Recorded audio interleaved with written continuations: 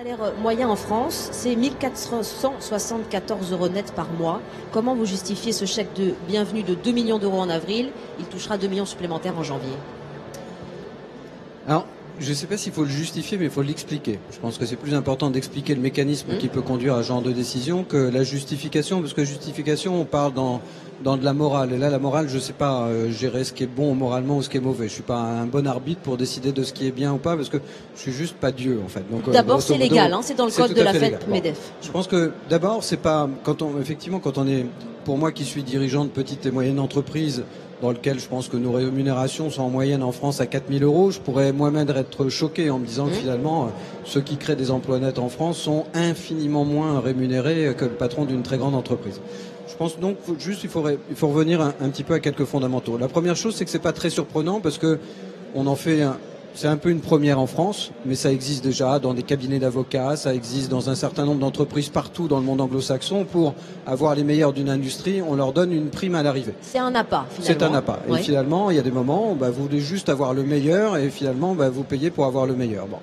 Humainement, après, il faut le comprendre, ce type a juste une position extraordinaire dans un groupe fantastique qui marche très très bien. Bon.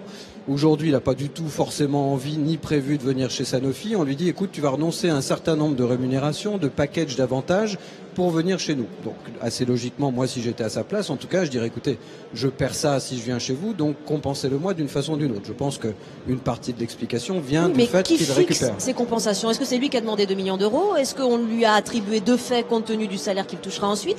C'est la valeur, c'est la conséquence qui peut choquer. C'est toujours une négociation. C'est-à-dire que lui, forcément, il a comparé ce qu'il aurait eu dans son univers actuel avec ce qu'il pourrait avoir en arrivant là. Il a dit, voilà, il me faut une compensation. Donc, je pense que quelque part, c'est un mécanisme qui peut sembler choquant sur le montant, mais qui n'est pas si ahurissant que ça. Et puis peut-être dernier élément. Vous tâcherez de convaincre ensuite du second. Oui, tout à fait. Mais dernier élément, c'est que finalement, même s'il y a trop de proportions gardier, aujourd'hui, si on veut le meilleur joueur d'une équipe, si on veut le meilleur sportif, si on veut le meilleur du meilleur, si vous voulez le meilleur pas de porte sur les Champs-Élysées, vous allez payer 20 millions, 25 millions, 30 millions d'euros.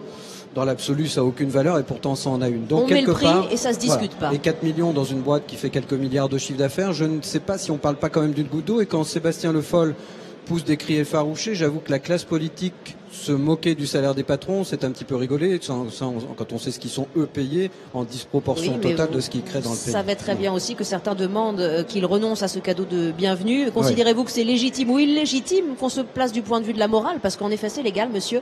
En studio, on vous écoute. Bonjour à vous. Bonjour Wendy, bonjour Denis. Manuel de Strasbourg. Je voulais avoir votre avis sur une question. Pourquoi la France a tant de mal avec les lois du capitalisme qui semblent régner, dominer le monde?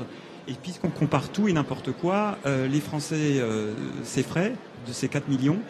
Quid de ce que touchent les footballeurs sans avoir même joué dans un club? Finalement, ça vous choque pas plus que ça? Pas plus que ça. Oui. Denis Jacquet.